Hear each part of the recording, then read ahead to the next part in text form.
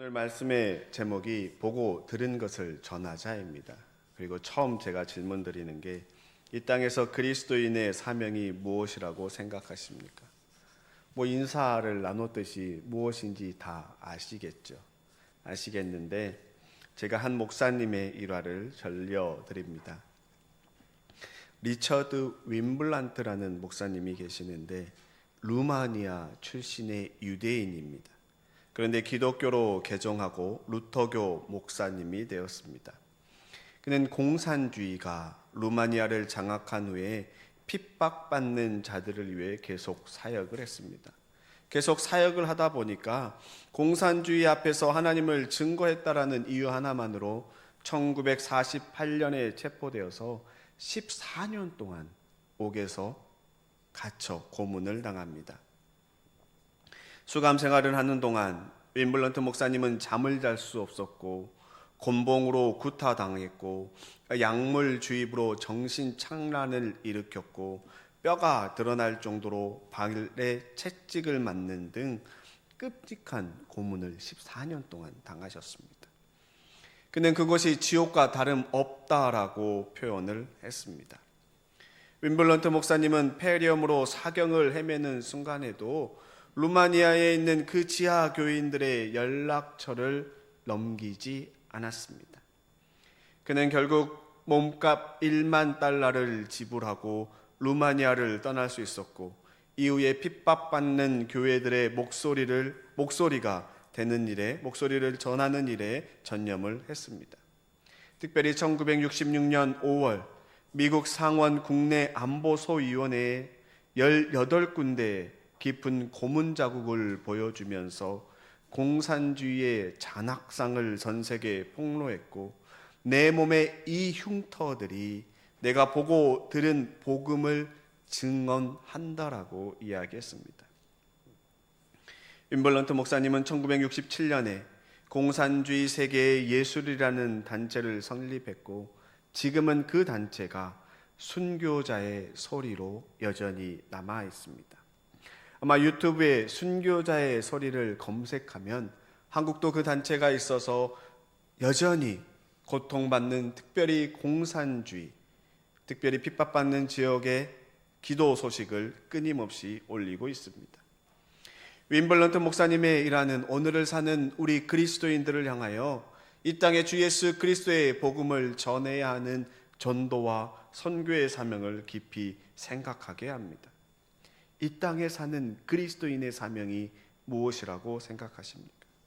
바로 주 예수 그리스도의 복음을 전하는 일입니다. 우리는 주 예수 그리스도의 복음을 전해야 한다라고 이야기하면 특별한 논리나 기적이 필요한 것이 아니라 내가 하나님의 말씀을 붙들고 기도하고 말씀을 가까이 하면서 내가 보고 들은 것을 주님으로부터 보고 들은 것을 전하면 됩니다. 교회 공동체 안에서 받은 사랑과 은혜를 내가 만나는 사람들에게 그대로 전하면 되는 겁니다. 그런데 여전히 쉽지 않다라고 이야기하는 분들이 있습니다. 왜냐하면 내 기준으로 보고 판단하기 때문입니다. 세상의 기준으로 교회의 모습을 바라보고 있고 그래야 해서 하나님의 말씀이 실천되고 있는 교회의 모습이 아닌 세상의 잣대로 보고 있기 때문입니다. 중요한 것은 우리 안에 그런 모습이 있는지 없는지 되돌아볼 수 있기를 소망합니다. 보이지 않는다면 그 문제는 옆에 있는 사람에서 찾는 것이 아니라 바로 나 자신입니다. 문제를 일으키는 사람을 지적하는 것이 아니라 내가 하나님의 말씀을 바로 읽지 못했고 묵상하지 못했고 적용하지 못했기 때문에 주 예수 그리스도의 모습이 풍겨나지 않은 겁니다. 내가 더 주님의 말씀을 붙들고 기도하면 내 안에 주님의 은혜가 차고 넘쳐서 주님께서 지금 나로 하여금 무엇을 하기 원하시는지 알기에 보이기에 그것을 행할 수 있고 베드로가 담대히 전했던 것처럼 전할 수 있는 그리스도인이 되는 겁니다. 오늘 저와 여러분들이 읽은 에스겔 말씀과 사도행전 말씀 그리고 읽진 않았지만 함께 보는 마태복음 말씀에서 주님께서 우리를 파수꾼으로 세워 복음을 증거하게 하십니다.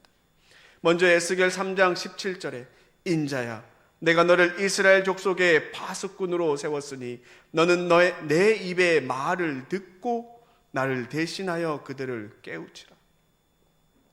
하나님께서 에스겔을 향하여 파수꾼으로 세웠다라고 말씀하십니다. 여기서 파수꾼은 히브리어로 초페라는 단어인데 단순히 성박 위에 서서 망을 보는 사람이 아닙니다. 공동체의 생명을 지키기 위해 밤을 지새우며 멀리 내다보는 자를 파수꾼이라고 이야기합니다. 파수꾼의 첫 번째 사명은 말하는 것이 아니라 말하기 전에 하나님의 입의 말을 듣는 것입니다. 우리가 파수꾼으로 하나님의 말씀을 먼저 들어야 하는 겁니다. 먼저 듣기 위해서는 하나님의 말씀을 가까이 해야만 하는 겁니다. 하나님의 말씀을 가까이 하지 않으면 주님의 말씀을 들을 수가 없습니다. 듣지 않고 하나님을 대신하여 깨우치려고 하니까 하나님의 말씀이 아닌 주님의 뜻이 아닌 내 생각을 말하게 되는 것이고 내 생각을 말하다 보니까 하나님의 말씀이 아니니까 서로에게 상처가 되고 아픔으로 남는 것입니다. 파수꾼으로 세움을 받았으니 하나님의 말씀을 듣고 전해야 합니다. 만약 듣고도 전하지 않으면 그 일이 어떻게 되는지 18절 이하에 기록되어 있습니다. 전하지 않아서 악인이 악한 길을 떠나지 않으면 구원에 이르지 못하면 그 악인은 죄로 인하여 죽게 되지만 전하지 않은 파수꾼에게 그 핏값을 내 손에서 찾는다라고 말씀하십니다. 반면에 파수꾼으로 전했는데 그 악인이 듣고도 악한 마음과 악한 행위에서 돌이키지 않으면 그는 죄악으로 인하여 죽지만 전한 파수꾼은 생명을 보존한다라고 이야기하십니다. 그리스도인으로서 우리가 먼저 듣고 주의 백성이 되었다면 우리는 전해야 할 의무가 있는 겁니다. 전하지 않아서 그들이 듣지 못했다면 그 책임은 우리에게 있는 겁니다. 사랑하는 우리의 가정 중에 듣지 못한 자가 있다면, 사랑하는 내 친구 중에 듣지 못한 자가 있다면 그들에게 전해야 할 의무가 우리에게 있는 겁니다. 20절에 또 만약 의인이 지금까지 걸어온 올바른 길에서 떠나서 악한 일을 할 때에는 내가 그 앞에서 올무를 놓아 그 의인 역시 죽게 할 것이다. 내가 그를 깨우쳐 주지 않으면 그는 자기가 지은 그 죄 때문에 죽을 것이다. 그리고 그가 이미 행한 의로운 행실을 하나도 기억되지 않을 것이다. 그러나 그 사람이 죽은 책임은 내가 너에게 묻겠다. 그러나 의인이 범죄하지 않도록 내가 깨우쳐 주어서 그 의인이 범죄하지 않으면 그는 경고를 달게 받았기 때문에 반드시 살게 되고 너도 내 목숨을 보존할 것이다. 사랑하는 성도 여러분, 파수꾼의 역할은 하나님의 말씀대로 행할 수 있도록 알려주는 겁니다. 오늘날 파수꾼은 저와 여러분입니다. 우리가 그리스도인으로 부름 받았기 때문에 우리는 각 가정의 파수꾼으로, 직장의 파수꾼으로, 사업장의 파수꾼으로 주님께서 세워주셨습니다. 특별히 봉산교회는 봉산문화거리의 파수꾼으로 주님께서 세워주셨습니다. 다시 말해 나의 삶의 터전에서 주님의 말씀을 듣고 전해야 할 의무가 우리에게 있는데 우리가 전하지 않아서 그들이 듣지 못해서 죄인의 길에 머물러 있다면 그 책임은 우리에게 있다라는 겁니다. 어떻게 전해야 하겠습니까? 전하는 게 쉽지 않다라고 이야기하시겠습니까? 그래서 예수님께서 이 땅에 오셔서 파수꾼을 부르고 그들이 어떻게 해야 되는지 알려주는 말씀이 마태복음 4장 말씀입니다. 특별히 4장 16절에 흑암에 앉은 백성이 큰 빛을 보았고 사망의 땅과 그늘에 앉은 자들에게 빛이 빛이었도다 하였느니라 라고 기록합니다. 예수님께서 이 땅에 오셔서 세례 요한이 갇힌 소식을 듣고 복음을 전하려고 하는데 회개하라 천국이 가까웠다라고 선포하기 전에 그 빛이 왔다라고 이야기하는 겁니다. 그리고 예수님께서 회개하라 천국이 가까웠느니라 선포하면서 해변을 지나면서 금을 던지고 있는 베드로라 하는 시몬과 그의 형제 안드레를 보고 나를 따라오너라, 내가 너를 사람 낚는 어부가 되게 하리라라고 부릅니다. 그러자 그들이 모든 걸 내려놓고 그 말씀에 순종하여 따릅니다. 사람 낚는 어부, 우리가 잘 아는 것처럼 그들을 죄에서 벗어나게, 세상 사람들을 죄에서 벗어나게, 영원한 생명 구원에 이르게 하는 제자로 그들을 부르셨다라는 겁니다. 그리고 그 부르심에 순종하였고 그들은 예수님을 따라다니며 예수님께서 하는 사역들을 옆에서 직접 보게 되는 겁니다. 주님께서 우리를 사람 낚는 어부로 부르셨습니다. 그리고 23절과 24절에 예수께서 온 갈릴리를 두루다니시면서 그들을 회당에서 가르치시며 하늘나라의 복음을 선포하며 백성 가운데서 모든 질병과 아픔을 고쳐주셨다. 예수의 소문이 온 시리아에 퍼졌다.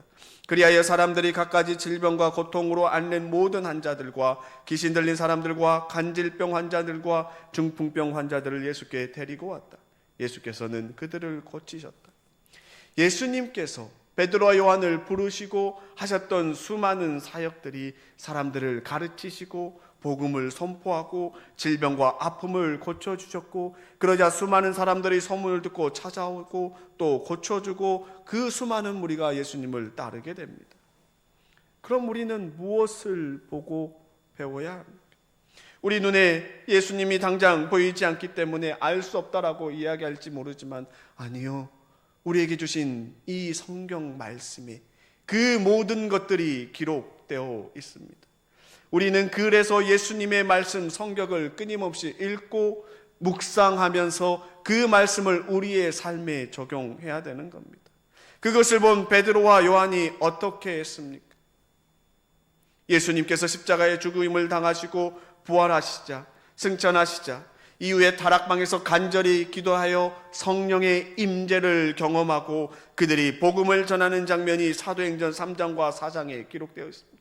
사도행전 3장에 예수님께서 제자로 불렀던 베드로와 요한이 시간이 되어 기도하러 가는데 성전 입구에 안진뱅이가 앉아 있었고 주 예수 그리스도의 이름으로 일어나 걸으라 했더니 그 안진뱅이가 일어나 걷게 되었고, 그 소문이 사방에 성 안에 퍼지자 제사장들과 성전 맡은 자들과 사두개인들이 예수 안에 죽은 자의 부활이 있다고 백성을 가르치고 전하는 베드로와 요한이 실어서 잡아다가 공회에 끌고 온 겁니다. 사내들인 공회에서 장로들과 서기관들과 관리들이 베드로와 요한에게 묻습니다. 너희는 무슨 권세와 누구의 이름으로 이 일을 행하냐? 그러자 베드로가 성령 충만하여 예수 그리스도에 대해 증언하는 것이 오늘 저와 여러분들이 읽은 사도행전 4장 13절 앞부분에 기록되어 있습니다. 그 이야기를 다 듣고 난 반응이 13절과 14절에 그들은 베드로와 요한이 본래 배운 것이 없는 보잘것없는 사람인 줄 알았는데 이렇게 담대하게 말하는 것을 보고 놀랐다. 그리고 그들은 그 두 사람이 예수와 함께 다녔다는 사실을 알았지만 병고침을 받은 사람이 그들 곁에 서 있는 것을 보고도 아무 트집도 잡을 수가 없었다. 그들이 생각하기에 별 볼 일 없는 사람이었어. 그래서 공회에 끌고 와서 이야기하면 아무 말도 하지 못할 줄 알았는데 거침없이 주 예수 그리스도에 대해서 끊임없이 선포하는 겁니다. 그 담대함에 놀란 겁니다. 베드로와 요한이 예수님과 함께 다닌 것은 알았지만 이 정도인지는 몰랐다는 거예요. 베드로가 그와 같이 선포할 수 있었던 이유는 직접 예수님 옆에서 보고 들었기 때문입니다. 그렇다면 오늘 우리는 어떻게 예수님의 사역을 할 수 있습니까? 하나님의 말씀을 읽고 기도하는 방법밖에 없습니다. 매일 말씀을 읽고 기도하면서 베드로와 요한 못지않게 내 안에 주 예수 그리스도가 살아계신다는 확신이 있으면 담대하게 증거할 수 있습니다. 그런데 못한다라고 이야기하는 이유는, 안 된다고 이야기하는 이유는 우리가 잘 몰라서입니다. 한번 오래된 이야기지만 여러분들 학교 다녔던 시절을 한번 떠올려 보시기 바랍니다. 학창시절 학교에서 배운 것을 집에서 복습하고 반복하고 내 것으로 만들어야만 알기 때문에 시험 성적이 잘 나오고 자신 있게 옆에 있는 사람들에게 알려줄 수 있습니다.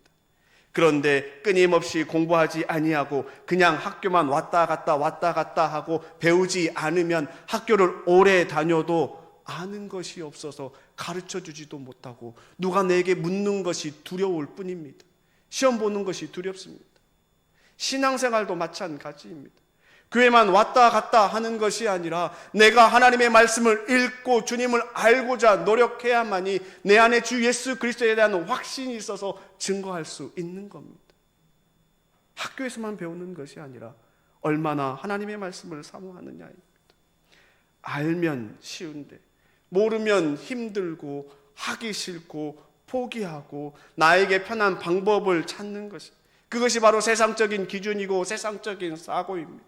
그 세상적인 것을 교회 안에 가지고 오니까 힘이 들면 안 되고 교회 안에 갈등이 일어나고 분란이 일어나는 겁니다.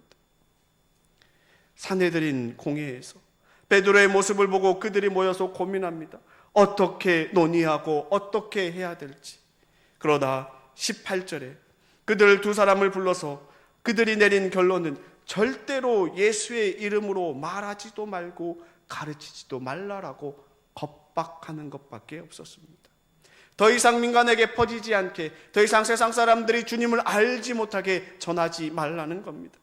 이 말을 들은 베드로가 19절에 이렇게 이야기합니다. 하나님의 말씀을 듣는 것보다 당신들의 말을 듣는 것이 하나님 보시기에 옳은 일인가 판단해 보십시오. 우리는 보고 들은 것을 말하지 않을 수 없습니다. 여러분들의 말을 듣는 것보다 하나님 말씀 듣는 것이 옳은 게 여러분들도 알지 않습니까? 나는 다만 내가 예수님과 함께하면서 보고 들은 주님을 증거해야만 하겠다라고 이야기하는 겁니다. 이렇게 이야기했음에도 불구하고 그곳에 모인 공회원들은 어떻게 할 방법이 없습니다. 왜냐하면 안진뱅이가 일어나 걸었고 예수 그리스도의 복음이 증거되는 놀라운 일들이 일어나고 있기 때문입니다. 사랑하는 성도 여러분, 지금 우리는 무엇을 전하고 있습니까? 우리가 보고 들은 것, 교회에서 보고 들은 것이 무엇입니까? 베드로는 예수님의 부르심에 순종하였고 예수님을 따라다니면서 예수님의 가르침을 받고 듣고 행한 것을 보았고, 그래서 예수님께서 부활하신 이후에 그 주 예수 그리스도의 복음을 증거하였습니다.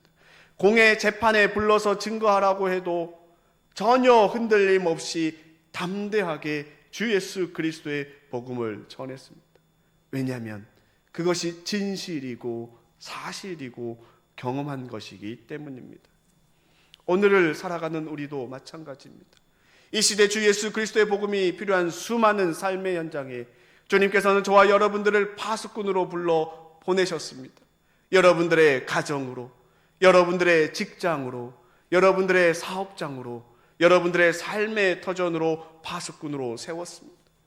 그러면 그 파수꾼의 직분은 내가 있는 삶의 현장에서 하나님의 말씀을 읽고 기도하면서 주 예수 그리스도를 깊이 경험함으로 내 안에 된 확신으로 주님을 전하는 삶을 살아야 합니다. 그 무엇에도 흔들리지 않고 전할 수 있는 저와 여러분들이 되시기를 축원합니다.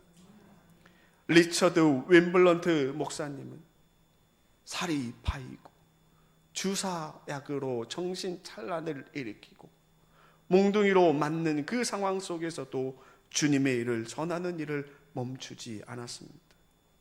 우리가 사는 이 세상은 그렇게까지 저와 여러분들을 핍박하지 않잖아요. 문제는 내가 잘 몰라서, 내 안에 확신이 없어서, 부끄러워서, 창피해서, 말씀을 읽지 않고 기도하지 않아서 내 생각으로 예수님을 전하려고 하다 보니까 잘 안 되고 힘들다라는 거예요. 주님의 말씀을 붙들고 기도하는 가운데 내 안에 확신이 드는 주 예수 그리스도를 전하는 저와 여러분들이 되시기를 축원합니다. 특별히 잘 모르겠으면 주님 앞에 기도하시기 바랍니다. 주님, 부끄럽지만 오래 다녔지만 나 아직 잘 모르겠어요. 내가 하나님의 말씀을 쓸 때, 내가 매일 하나님의 말씀을 통독할 때 주님, 나 한번 만져 주십시오. 주님의 기쁜 사랑을 경험하게 해 주십시오.